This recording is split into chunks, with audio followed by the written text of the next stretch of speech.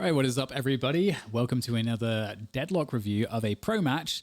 We just had a downtown showdown, and I'll go with a quick correction first because I was corrected in the comments. I did make a mistake. I mixed up the match IDs and I wrongly labeled the previous match that as the grand finals. The one we're about to look at is the grand finals between Eidorian's team and Hydration's team, and the previous one was actually a semi-finals. So ultimately it doesn't make too much of a difference, but I definitely wanted to make that correction known because ultimately we are looking just to learn from the pro matches that we have in front of us. So to kick things off, let's look at the draft and get a sense as to what we can expect with that.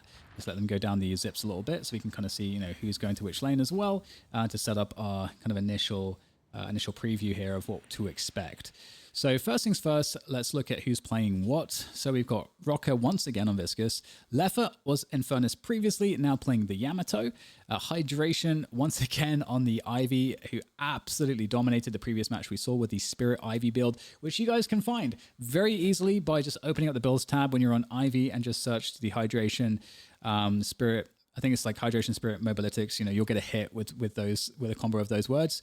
And then we've got Samch once again on the Lash, Sharky on the Dynamo, Hawk on the McGinnis. And so Hawk was playing McGinnis previously and was actually paired up with Hydration, and it was highly oppressive in the mid lane. This time we're actually going to see Hydration on a solo lane, and we're going to get Samch actually laning with the McGinnis, and that will leave Sharky with the Viscous and Leffa solo lane on the far right. We'll look at the matchups in a second, but one thing I want to say is that Dynamo is one of the most banned heroes because the initiation potential of the ult is incredible. It's like if you played Dota, it's like Enigma's ult from Dota, and it's kind of similar in the sense that you want to get a Blink Dagger. You want to get like the Warp Stone. You want to get yourself the equivalent of the BKB online as well, so that you can pop that late game. You go into the, you blink into the fight. You drop down the black hole, the singularity, and then suddenly you are going to be immune to any stuns or anything that can break your ult. So they are disabled for a significant period of time. It's extremely strong. And also the laning potential is really good as well because of the sustain from the heal is very powerful. Just like great abilities all around from Dynamo, and also incredible survivability too as well. So amazingly strong hero. So big wins here from them, I think, from what they've managed to get. Now let's talk about what we have on the other side. So thing that jumps out immediately, DMB on Wraith, Orchid on Haze. So we have two hard carries essentially, and whilst Yamato could be considered a hard carry, I think we'll probably expect to see a Spirit build, as they're quite popular on Yamato currently. They're very good, and you kind of buff up the power slash significantly, and it just nukes people like crazy. And one of the reasons why the Spirit builds are very good is there's not really as much protection or items that offer protection for Spirit, so it becomes pretty oppressive when people have massive amounts of Spirit damage. Very hard to mitigate it. So what we are going to need to see, I think, from this lineup is they're going to have to come online pretty quickly. And again, to use an analog from Dota, in Dota, it's like having a bunch of intelligence heroes where, you need to come online and win in the first, like the early to mid phase of the game, or at least you need to get ahead enough that you can kind of snowball it into a win. And, the other team with more carries, like agility or strength heroes, they're going to come online later. So their job would just to be stay alive long enough to get there so you can win in that late game. And I think a similar principle might be the case here. I do think these picks are pretty strong for Hydration's team. Paradox, of course, has the paradoxical swap, which is, you need to have at least, one hero that can be very impactful. And we're seeing a lot of teams go for at least two that have some form of initiation that can get you a pick. Because going into that mid-late game is like really critical, because otherwise, you're kind of in these stalemate situations where it's hard to find picks. And also the other thing about it too is that when the ults come online, which we'll talk about very first, we're going to see roaming with these abilities to allow you to win lanes for your teammates, and just like really guarantee that you're able to take down those tier 1 towers and to get those picks. Now we'll look at that when we get there. Obviously PRD has the hook, so that's another form of initiation where you can pull in enemy heroes from like great range, although the range was nerfed a little bit, and I think the cooldown was slightly nerfed as well. But still, People Up is pretty good, has a lot of utility, but I still love the composition more so of Hydration's team. So let's see what the matchups are like. So we've got Ivy versus the Abrams. I think that's going to be pretty interesting for the Abrams. Abrams is pretty good on the solo lane, but I think the Kudzu bombs and just a Spirit build in general is just really, really obnoxious to deal with. So I'm kind of like always leaning Ivy at any given moment at the moment. We've got Lash and McGuinness in one of the mid lanes here, coming in from Hydration's team. And previously it was Lash and Ivy, so it should still be very strong.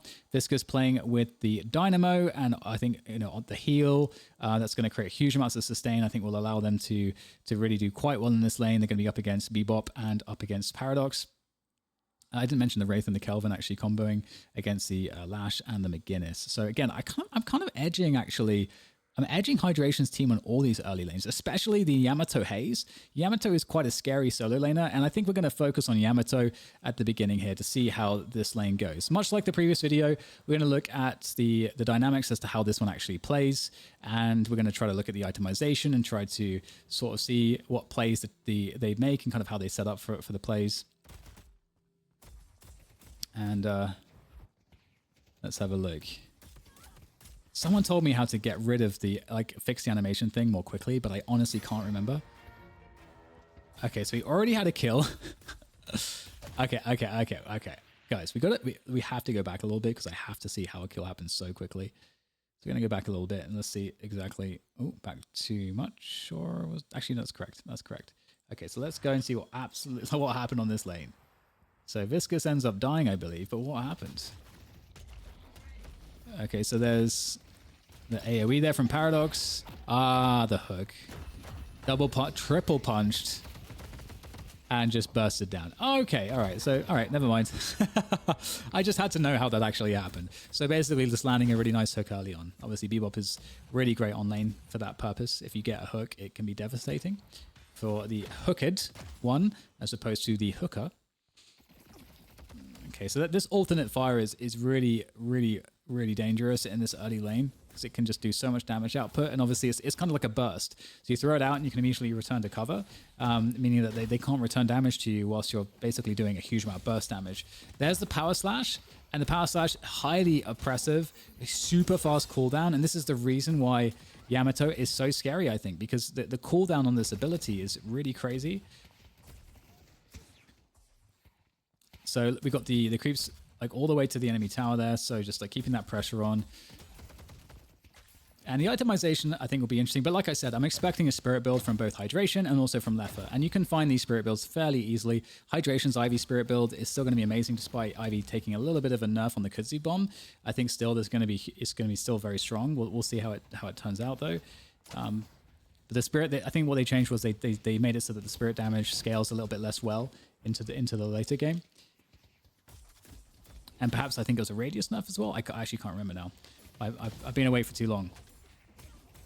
Now, Yamato doing a good job here. Eventually, we've got 1,100 souls here. We're going to want to go back fairly soon because, again, you get pretty huge power spikes from these, first 3 items. And I like this though. We wanted to get a chance to get another power slash connection before going back. So okay, let's check out the items here and see if it is going to indeed be somewhat of a spirit build, although it might be hard to tell initially. So restorative shot and headshot booster. So basically really guaranteeing that we're going to be able to just really win the pressure game. Restorative shot is obviously nice because you get a bit of sustain, but it also allows you to actually have extra weapon damage as well. So you can see we get quite a sizable increase in both damage and sustain. Obviously, whenever you can combine both of those things in one, it's actually quite nice for this early laning phase. Because whenever you pick a sustain item, you're kind of essentially converting those souls into staying alive, as opposed to being able to do more damage and win the lane more, essentially. You'll be the last one standing. So we get ourselves some extra health. Yeah, so we get the extra health as well, bonus health, bit more damage. Really good item in the early lane phase. So we're in a pretty good spot here with max health. We're allowing the creeps to kind of come up to us. Really nice. Just preventing any denies possible there for Haze. And that gives us another item as well, the Enduring Spirit. So Spirit Life still super nice, obviously, with that power slash, even more health. So we're getting pretty tanky here. So a lot of survivability, the extra Spirit Power too. So you can see why these items make sense based on sort of the playstyle that we want to have. And Haze is being very passive at the moment, and I think in large part because it's hard to really do any significant damage to Yamato at this point without opening yourself up to a lot of damage as well. Oh. It's a little very scary when my computer does that. It's very old, so lots of hiccups that happen. Really need a new PC. Anyways, you can see what's interesting here is that Yamato's actually taking a different approach as to what you would normally expect from players, where you would want to, you're allowing to just push this lane and just hit, like, kill these creeps for free. And a lot of players right now are looking to just push the creeps all the way to the opposing lane. But what Leffa understands here, I think, and why a good argument as to why you would maybe do this and be a bit more passive is because, we're guaranteeing the CS, and the Haze knows if the Haze goes too deep, your Yamato, you can just grapple onto them. And, right now our items are very dangerous and we have a huge lead, I think, with regards to that. And in fact, we can check out what Haze has real quick to see, comparatively where is the strength. So, Ammo Scavenger is good, but we're not actually in a situation where we can get any soul denies because of how well Yamato's been controlling the lane. The extra regen hasn't really come too much into play because we're just not taking fights. And similarly with the other two, rapid rounds and headshot booster, these items are, I think, not going to compete well at the moment with Yamato. Yamato, again, is just very strong in the early lane. Very, very strong on the solo lanes.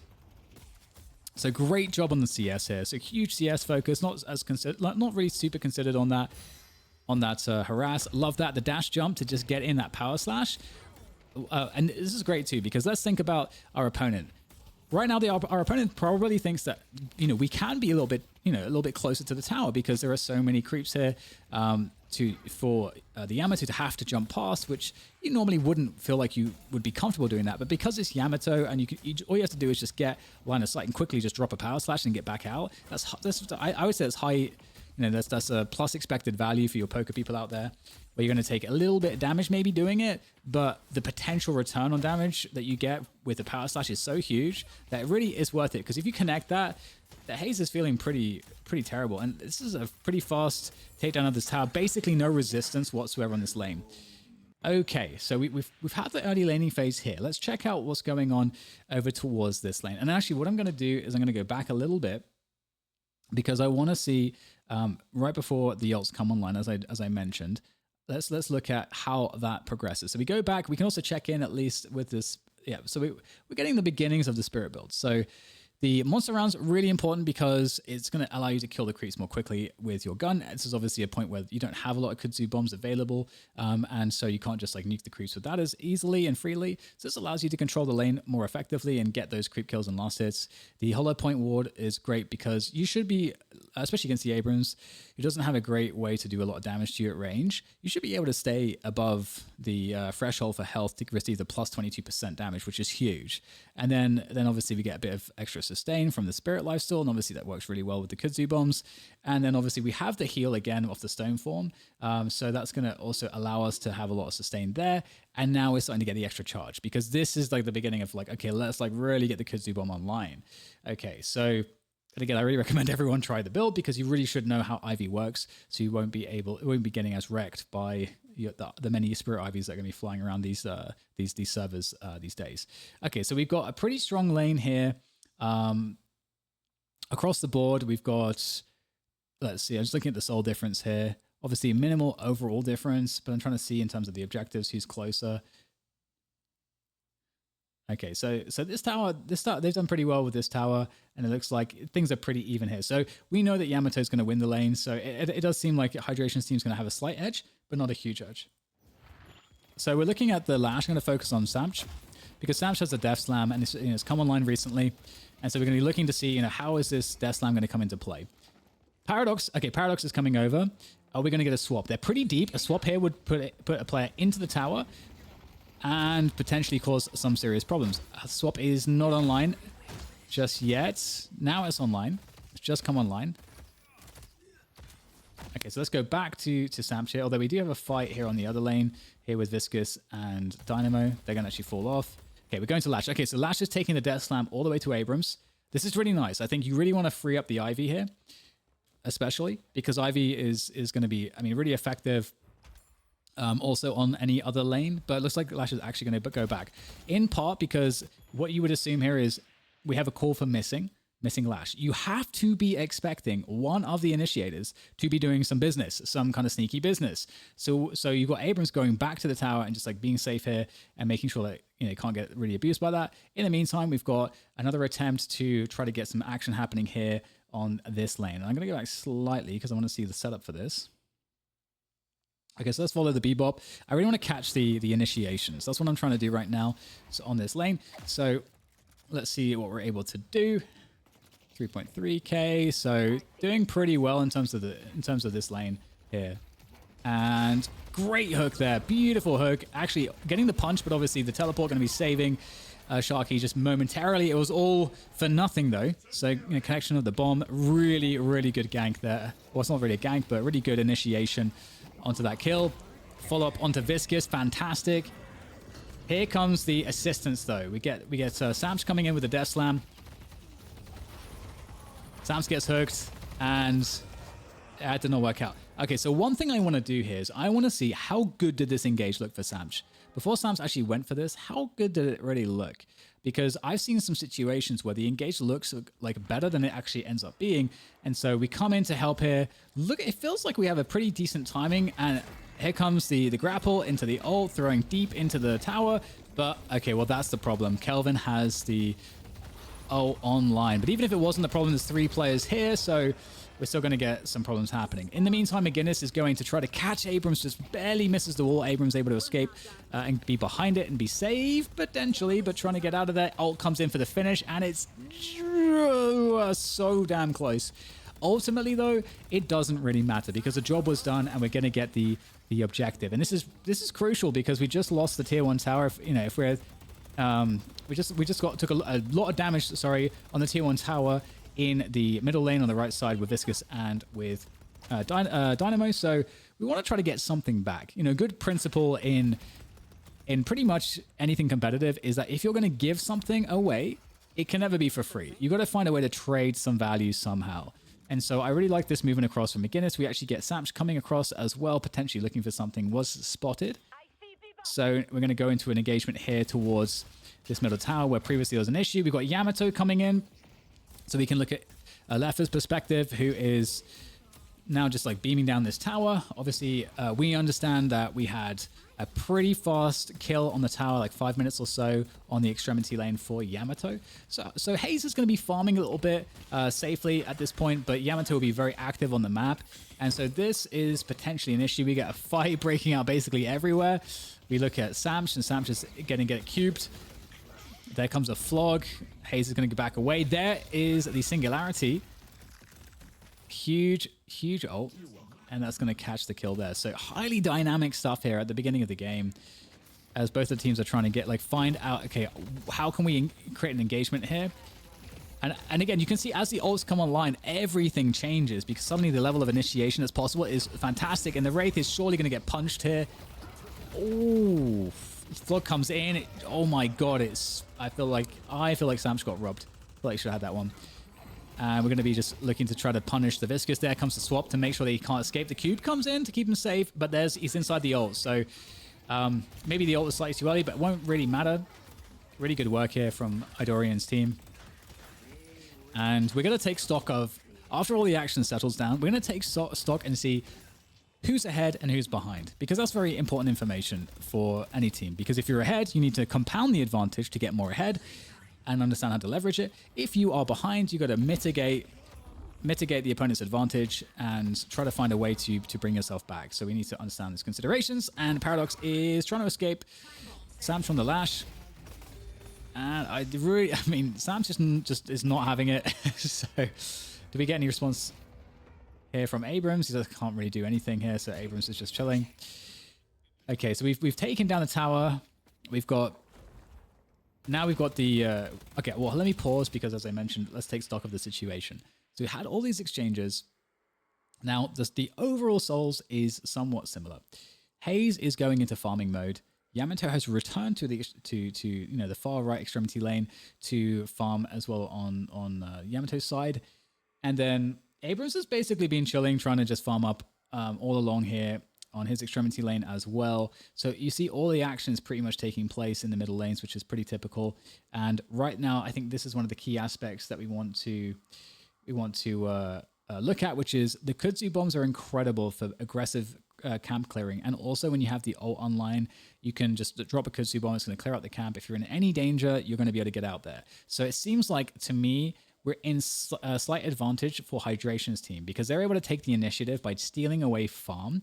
Equally, the Haze is missing on the extremity lane, but it's Haze, so it's predictably a Haze that should be farming. So you should expect that Yamato. I would want to see the Yamato try and see if you can kind of find Haze and just disrupt the farming. So let's look at actually the Ivy finish off the Kudzu bomb farming here, just like kill some of these creeps. And typically you don't want to kill the entire creep camp. You want to leave, one creep alive because, it just messes up the spawns for your opponent. And so actually getting out of there, again, the Kudzu bomb's not quite strong enough to just nuke everything just yet. And here's the reaction. Okay.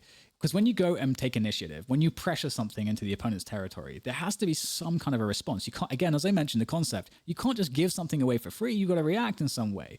And so they try to catch out the Ivy, but Hydration is quite well aware of how dangerous the position is.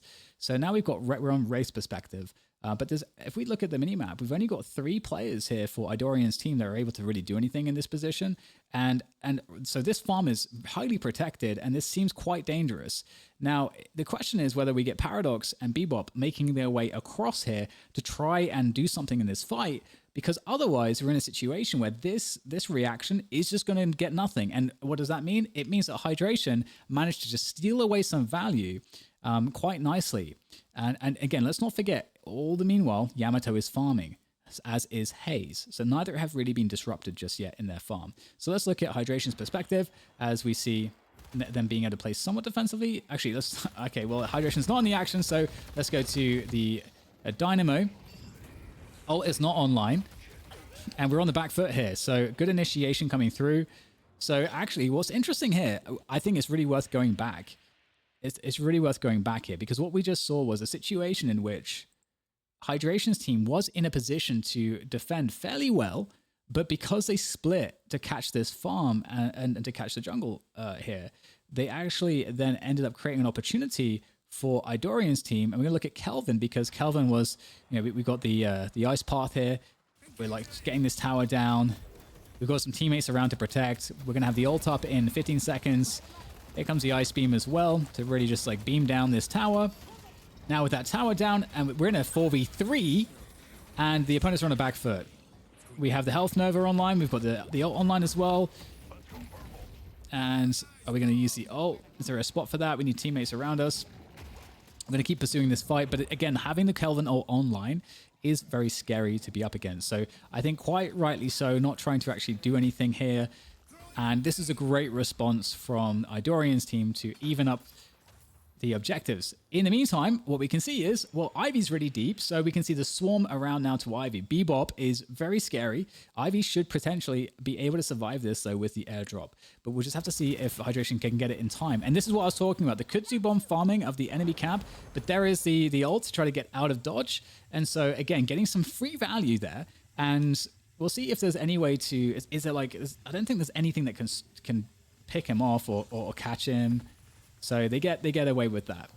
So again, Hydration playing, a pretty dangerous game, but it is, I think, it is an important part of playing Ivy, because you have the tools to do this, and it gets you just like these small edges. Now, if we look at Haze, just constantly farming, again, not just being not disrupted whatsoever. And again, this is what I mentioned earlier on. If you're on these extremity lanes, you have the capacity to do this, but the only way that this truly works effectively is if the rest of your team is active on the map, so that there is no way that if you're attacked here or disrupted, that it can really be any more than one player at least, which you can always deal with and get away from if you need to. Now, Yamato is farming as well, but we might have a potential gank here as we have this coming online, and Kelvin is really, really difficult to deal with. When you get the combo of the ice path and the ice beam, and you have like a teammate with you, with your Kelvin, it's pretty hard to escape, especially if you're caught out as just one player. So here comes the Yamato coming into action. Kelvin in a pretty good position. Also online, do we drop the ult? Surely we do to save our teammate. We get the ult coming in from the Abrams. And we're not going to use our ult at all.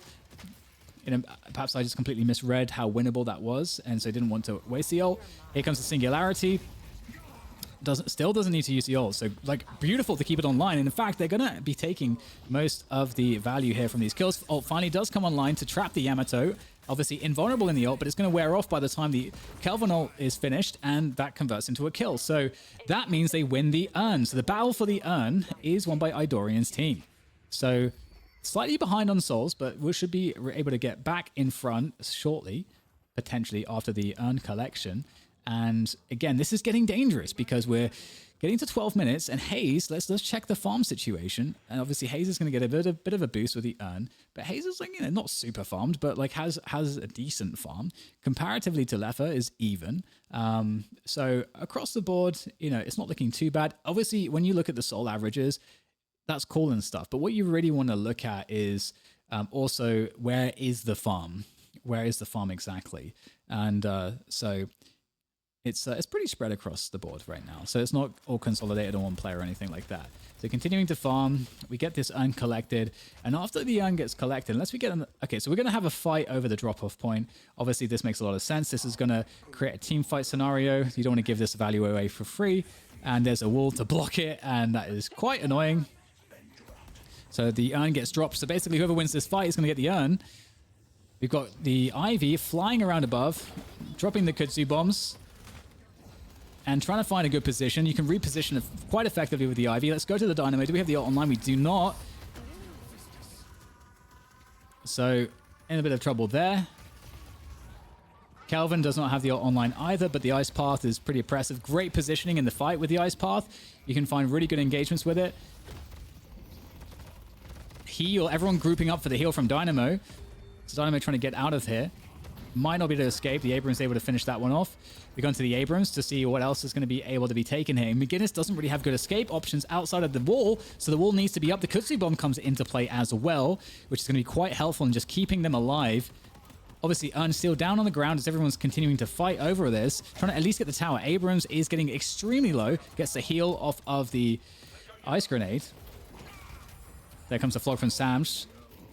Able to finish it off, and ground strike is going to connect. No other cooldowns, but still healthy enough to be able to finish that one off. And oh my god, that was quite a fight. Quite the fight. That fight is it's one of the things in this game. It's very hard to predict the fights because there's so much positional changes as some people start to get rooted and they start to fall back, and you've got all of the verticality and the options for movement around that, changing all of the angles very rapidly. And so the players all have to have a really good intuitive sense as to how, when am I able to turn around and fight? What position should I go back to fight? And so let's have a look at the state of play after that, because that was a pretty significant moment. And Wraith, by the way, doing sort of the Ivy thing here, just trying to go aggressive to try to deal with some of these forward enemy camps. But obviously, you got to be quite careful because they will be able to hear this. I don't know how close if they're close enough. Dynamo might be able to hear this. I think probably because the cards are flying too, and those are pretty loud. Okay, so 74k to 71k. It still feels like they're behind, obviously, the AP.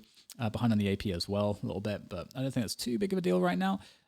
So let's see. Okay, so Leffa's doing quite well in terms of the farm, and we're actually getting a pretty rounded build at the moment. Not going too like crazy on all the spirit items just yet, but the cold front is obviously a really good item to have. What else do we got here itemization wise? And is hydration going the spirit? Okay, yeah, we're very spirity there. Escalating exposure very quickly. Slowing Hex. This item is really good. Really good, especially on these spirit builds where your spirit power goes up. It does a lot of damage. The movement's slow as well. Really good to like pick people off. Okay, how far along is Haze? We can go to Haze's perspective as well to see the farm 2400. So Haze is okay. We've got the ricochet already, so we're starting to get some good items online. And the Wraith as well is another one to look at. So we're getting, a lot of spirit focus here. Obviously, you get, you put the Surge of Power on your cards. You really level up your cards. And I wonder if we get like refresh or anything interesting. So, okay. So looking like even enough, but right now we can look at the map control too. So we're pretty pushed on these lanes after winning that fight. And Yamato is going to be roaming a little bit more now, I think. So we'll see how this dynamic goes with the Yamato. Trying to continue to farm. And you can see how Yamato is able to kind of farm quite effectively on these spirit builds because of the insane damage output that you get. And also the cooldown from the power slash is so crazy. So it's like actually a huge value to be able to do this as early as Yamato can. Okay, so we're starting to get some players converging here around this position because they needed to make sure that Wraith could escape safely. And now we've actually pushed the lanes back here from Eidorian's perspective. And I'm going to take this moment to make a quick point. As the game goes on longer, you're going to be able to kind of push lanes more quickly because when these towers go down, because, you know, the towers kind of function as this kind of like ping pong sort of situation where the wave comes to the tower kills them, then the wave goes back. And obviously if you're a hero and you're able to just like wipe out a wave, you're going to be able to kind of build up, you know, a couple waves and they're going to overpower other waves. And if these towers are not there, then there's nothing to sort of like deal with that. So then all you have to do is clear a couple waves and then you're going to be pushing that lane pretty far up until the opponents want to try to clear it back. But because they would have to necessarily go into enemy territory to kind of clean it up aggressively, they kind of end up waiting until it gets a bit deeper before they clean it up so that it's safer to clean up for them and they can't get ganked, which means that you're going to get situations where later game where experience and souls aren't as much of a concern, but team fights are more of a concern. You'll get less focus on pushing lanes, and you'll get more sort of focus on positioning. Because again, it's also super quick to clean lanes. You can just nuke them very quickly at that, you know, in the later game. So then it becomes a case of who is going to be able to initiate a team fight. And I actually think that we might see some changes in the game. I think that Valve actually needs, like my suggestion would be to actually make the power-ups maybe like 3 times as strong, maybe change them, because then you're going to make it so that the power-ups are something that teams will actually try to fight over, and that the power-ups will mitigate, let's say, these stalemate situations where one team can't quite find the initiation on the other team. Another team wants to just push into the other team because then they're going to give up a good positioning. So you can mitigate lack of good positioning with a really strong power up. So that would then force the other team to have to fight for that power up because even if they will have the better position by playing defensively, it still won't be enough if the other team has the power up. And I think as teams get better, we're going to see more of these stalemate situations in the late game. That's just my prediction. We'll see what happens. So we're cleaning up these mid lanes a little bit. And we're starting to converge more in the middle of the map, looking for more team fights in this mid-game phase. Okay, so as you can also see, by the way, a lot of the jungle is cleared. So we're really entering this territory where these team fights. You can see we're looking for a team fight here. See the Wraith looking to potentially get maybe an ult connection to disable someone and then burst them down. Not looking too easy to do that. Also a bit of a delay on the ult actually connecting. Actually has to like chase after them. Kind of like the Prowlers in Valorant, almost. Although you can't kill it like you can kill the Prowlers in Valorant. Okay, so we get the engagement coming in here. Focusing on Dynamo. We do have the Singularity online. In comes the heal for that, to get people up here, keep them in the fight, especially Dynamo himself. And the Kelvin ult is popped. So that's actually an important thing to keep track of. Bebop ult also popped here. And this might be a problem because when you know that some ults are down and they have pretty big cooldowns, at least the Kelvin ult can have a pretty big cooldown unless you get, unless we've got enough AP points to kind of reduce that. You've now got a window where you can try to actually be a bit more aggressive in a team fight, or you can actually hit an objective like this. So we get the urn, and we know now that it's like 2 pretty relatively key ults are out of the picture. Like Kelvin's ult is incredible in really just messing up team fights for your opponent and isolating like key players to just burst them down. And then the Bebop's ult is like incredible in terms of controlling space in these big team fights. So without those 2 ults, this is going to be very difficult to challenge because I believe we have pretty much everything online, especially Singularity on the Dynamo is online. And so there's not really a good way to contest this. They instead find Yamato, but usually you're going to have a hard time killing Yamato. And there's the rescue beam. Oh, beautiful there. Also picking up McGinnis. So effectively with the rescue beam, we're like 3 players converging in one position to try to find a good team fight. And now we're converging. The rest of the team is grouped up post earn pick up or drop off, I suppose, and is now looking to chase the aggressors. So I'm trying to figure out who is going to be best to kind of like look at here. The Singularity has just been used, I think, so I missed that one. What about Initiation from Lash? Lash is kind of out of the fight a little bit, so I'm not good at picking who's you know, the one to focus on here. There is a player down. Kelvin is gone, and there is the grapple connecting, the flying strike. And in on top of the Walker, we're going to get stunned here, and we don't have the ult online. So that was a bit ambitious. We'll see if our teammates are able to make up for that in some respect. The creeps are not pushed so that we can capitalize on this Walker just yet.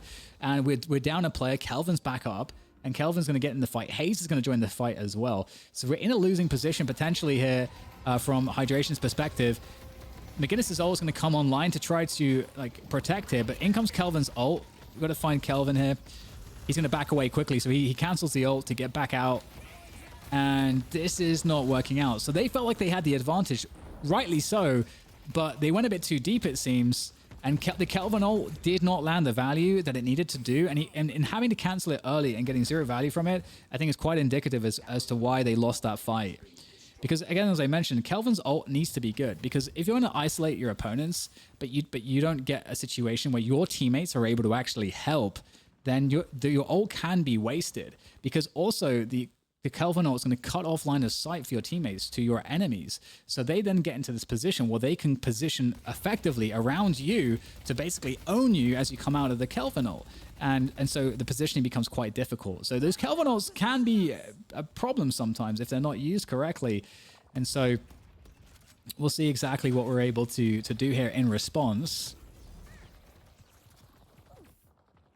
So pretty close game right now. Getting to the 100k scenario. And so that dynamic I was talking about previously, where we're kind of more focused on the team fights, is really coming into play. And again, also one thing I didn't mention is, yeah, the jungle is, you know, getting pretty cleared pretty quickly. And so you are looking for ways to advance your objective. And one of the best ways to do that is either, you know, is a team fight. Because a team fight, either that is caused by your team going for the urn, or, you know, it happens in some other respect. It's off of the kills, off of the team fight, that one team comes away with in a situation where they can hit the mid boss at this point. And then that's going to give them enough of a buff to push forward. So the thing I mentioned previously about the power-ups, currently it's just the mid boss that allows you to, you know, it really forces the action, because whilst the mid boss buff is up, it obviously highly incentivizes you to be a bit more suicidal, because you respawn much more quickly. And the spawn time is what, you know, really is the game changer at this level, because it massively increases the value of getting a pick.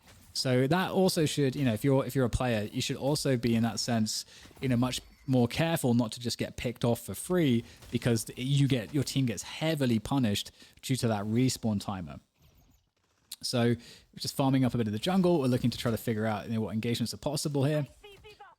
And okay, so also they have to work out where the opponents are. You can see they're just sort of getting that information. We've got some good, you know, vantage points in mid. Presumably, we might be hearing some sound cues here. Viscous is going to be spotting the Abrams. Obviously, like Viscous, there's a lot of ways to survive here. And we're going to get some damage, but I don't think there's really any way to deal with the Abrams. Actually kill him, that is, but he's actually going to go aggressive to try to survive, and that might actually be the opposite choice as to what he wanted. May have been better off ulting away from them, given that he wasn't able to kill them, and he had no teammates nearby. So that was almost a costly mistake, or what would appear to be a mistake, I would say. Because again, if you can't reasonably kill your opponents, you should use the ult to get away instead of going deep into them. Okay, so we get the right click, the alternate fire. We're going to get the power slash attempt. Not going to come through. The disable is in, and this is a little bit problematic. Obviously, the ult is not up. We don't have a warp stone already, any good get out abilities there, so that weren't on cooldown at least. But we do manage to survive that little skirmish. So we're once again running the urn behind all of that. Hydration's team, I think, has overall been a bit better on this urn, it seems. And we're gonna have a slight 10k advantage coming through now as well. Going back to the Yamato. So you can see, guys, I'm mostly focusing on like one team, because I think that it's a little bit easier to follow at this point in time. But obviously, I'm trying to switch to the other team when I feel like that, you know, it's particularly relevant when we're looking at one player or another. Okay, so just, you know, some of the creeps camps respawning, farming those up a little bit. Okay.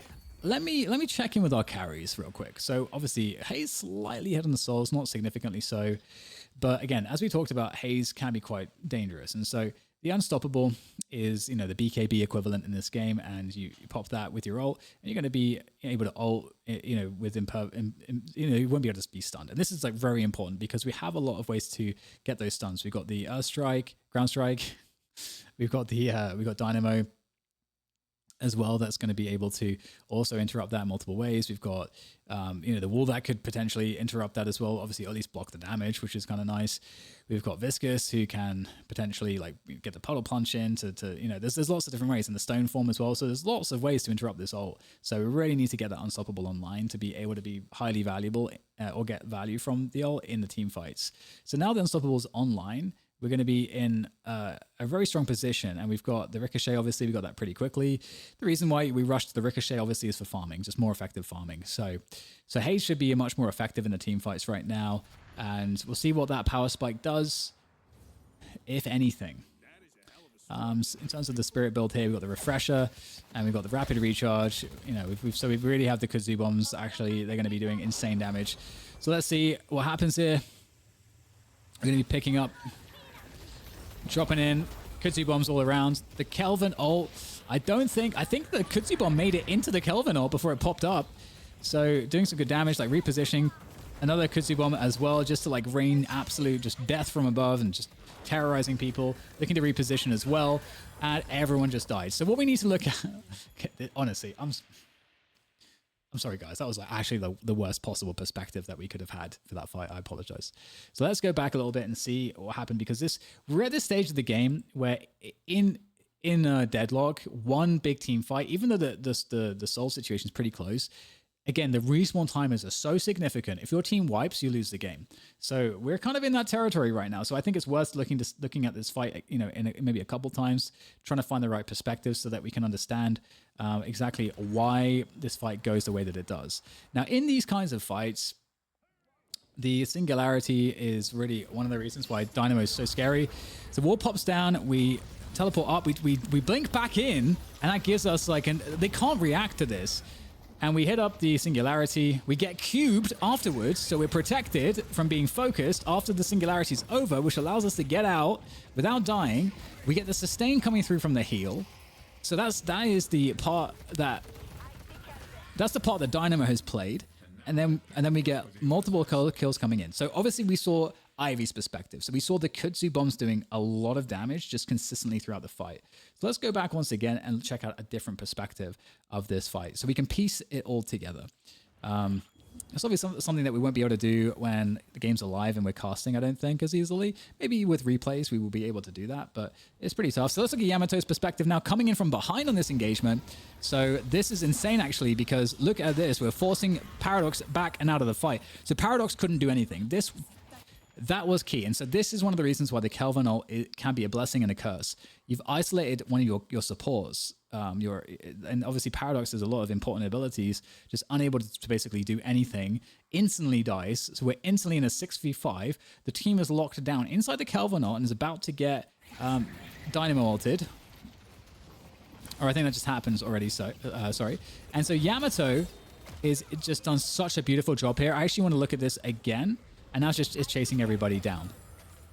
Oh, it's just brilliant. Okay, let's look at it one more time, because I want to show you exactly why I think Yamato did such a good job here as a Yamato player. Because you got to understand your positioning, your role in these fights. Now, Yamato obviously is coming in on the rope here. And what's beautiful about this is we're coming in from the side of the fight. And so not only are we going to be able to isolate the Paradox, you know, and this is, by the way, like, you know, if you're a Genji from Overwatch, like if you're any kind of, because I feel like Yamato is somewhat equivalent to Genji. Obviously, they're quite different, but it feels like the closest that we have in this game, and in terms of role and function, and we see that here, where we're able to isolate a support. We start the fight out 6v5, and we come in on from the side now. So we have our opponents kind of surrounded aerially as well. So dropping in damage from above, that's going to be doing consistent damage across everybody. Now, Lash, what's Lash up to here? Okay, so actually, let's look at this ult here from the Haze. So this ult is not able to do too much. The DPS is just not really there. And so it wasn't even necessary for them to stun the Haze. They were able to just run away. So that did not have any impact. Okay, dude, there's so much that happens in this game. I want to see what Viscus's role is as well in this engagement. So I hope that you guys are happy with humoring me as we go through every part of this fight. So we ult up here. And in fact, okay, we need to go back a little bit further because obviously we didn't see anything from that. So let's go back a little bit further and see Viscus's part that was played in this fight because, again, this is the fight that wins the game. So we really need, I think, to understand, especially... from my perspective, if I'm going to be casting this game, I need to be able to walk people through the action and we need to be able to make sense of it in real time as best as we possibly can. So we've gone back a little bit further than maybe I would have liked. So let's go. Okay, a little bit too far forward. And there we go. Okay, is this good? A little bit more. Come on. Okay. I think this should be good. I think this is where I was. Okay. So in goes the initiation from Dynamo. Really good initiation. And you can see that, yeah, the puddle punch. So Viscus cubing up the Dynamo to keep him alive. The puddle punch as well as the splatter does a lot of spirit damage. And that just immediately creates a scenario where everyone's just getting nuked by spirit damage. Because let's not forget, they're standing in the Kudzu bomb. So because of this, they all lose health far too quickly. And the fact that Dynamo stays alive, they can't even kill him. That is an enormous problem.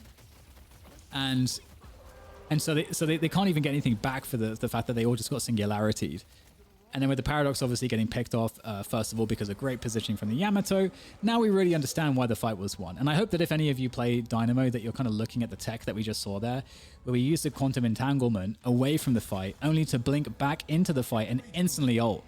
So it creates a scenario where you can basically just pick your perfect engage with the ult. And that really is so important with Dynamo because, as I said, like a huge degree of his value really truly is how he's able to use that ultimate to set up fights. And so beautiful, beautiful stuff. And now it's just going to be essentially the sort of, victory lap, I suppose.